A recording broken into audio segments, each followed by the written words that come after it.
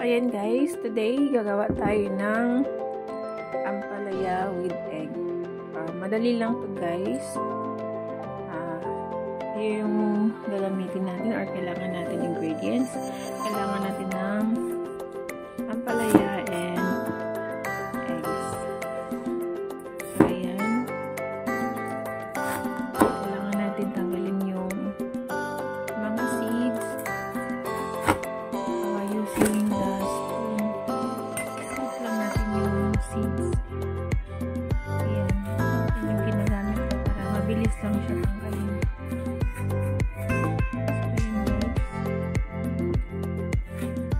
Ano lang, sa atin kasi, diba, madali lang gawin. At saka may, technique para paano, hindi siya yung kahit or bitterness ng ampalaya. Paano siya mawala o matanggal. Ayan.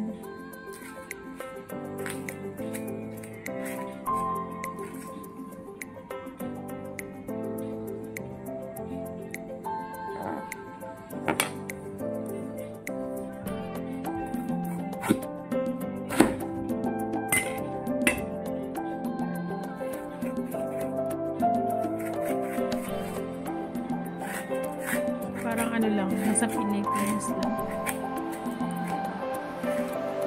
So, gusto din nila yan. Ay, yun nag-request sila. Pero iba yung yung paggagawa. Ayan guys, manood na lang kayo. Sundan nyo.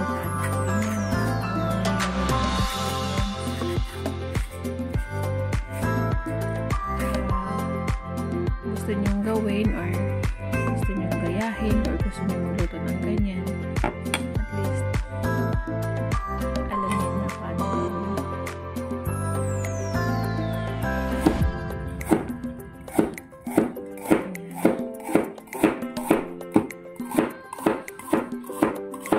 Ingat tayo sa paghiwa, baka kamay nyo yung nahiwa.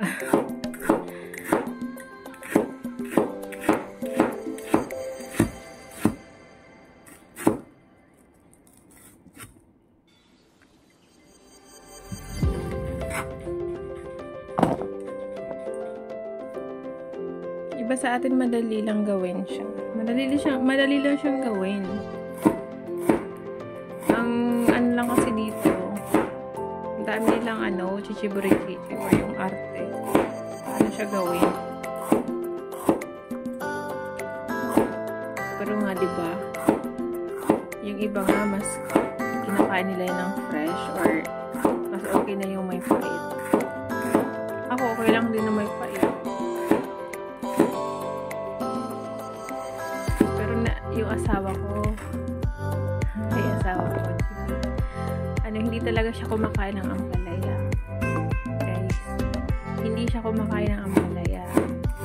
So, nung umuwi ako, napakain ko siya ng ampalaya, diba? Nakakain siya ng ampalaya kasi gawa nga sa hindi niya nalasahan yung pait ng ampalaya o yung bitterness. Iba pag ampalaya sa bitter. Sa mga bitter dyan. Ayan. Yan yung sikreto. Hindi na yan sikreto kasi pinakita ko na sa'yo paano mawala or matanggal yung pait ng ampalaya. Actually, yan talaga yung ginagawa noon pa. Diba? Sa probinsya. Yan yung ginagawa. Binababad sa asin. Nung nababad na siya, siyempre maalat. So, kailangan natin hugasan ng madami or 3 times natin hugasan or more. Alam natin may yung saltiness.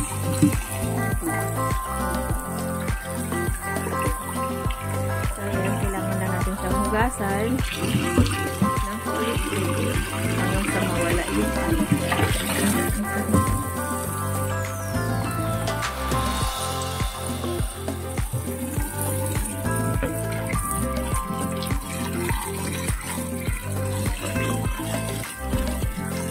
Hugas. Ako dito sa inano yung parang pinipiga. Diba usually sa atin pinipiga.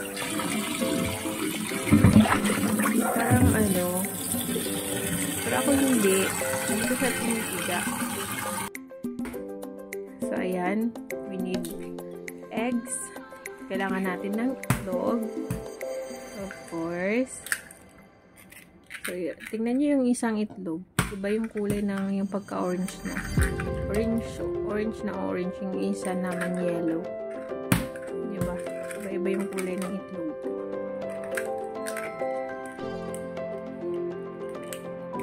So, ayan. May eggs tayo. 5 eggs. Kasi madami kami sa bahay. 5 eggs sa isang ampalaya. Ayan. So, yung ampalaya, lalagyan natin siya ng butter.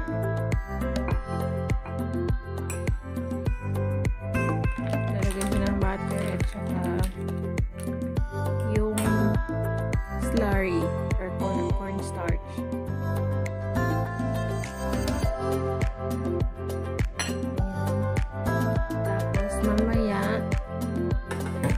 Natin siya with the ampalaya. So, yan, i-mix natin siya. Pwede na dito. Then, mix. Tsaka lutuin. Maglagay lang tayo ng kunting mantika. Kasi may butter na siya, guys.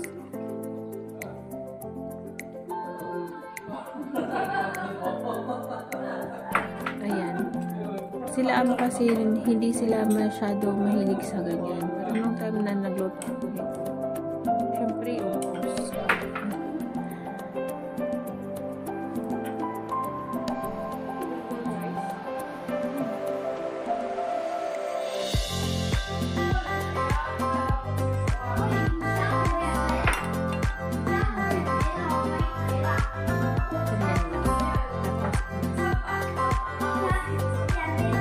Hayaan nyo muna siya.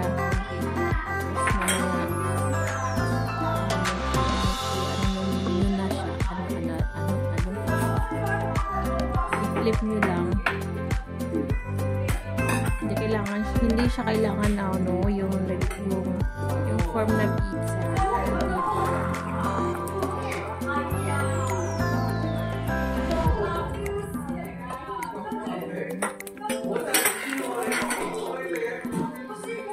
Hawak-hawak ko yung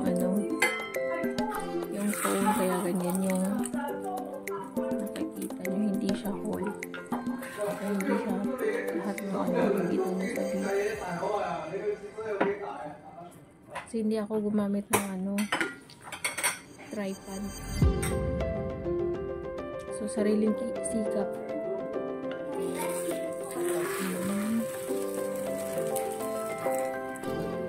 Ganyan lang.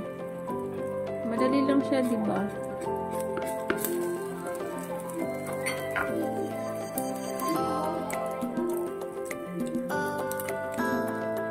Gusto nila yung ganyan. Ayaw nila yung itlog na indurog-durog. Ayaw nila yung ganun.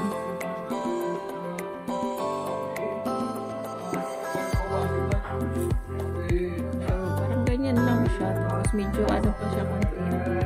Medyo watery siya.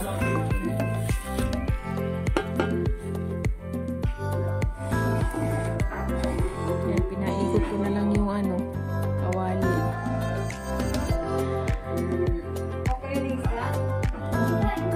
Ayan guys, sana magustuhan nyo.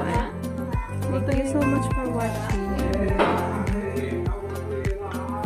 Stay safe.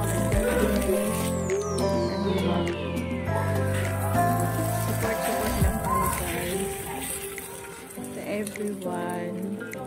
Solid and liquid din. Thank you so much. Ako, Shinri. Thank you. Sa asawa ko.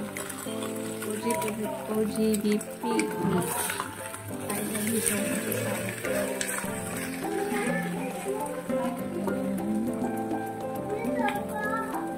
Shout out everyone. Jan.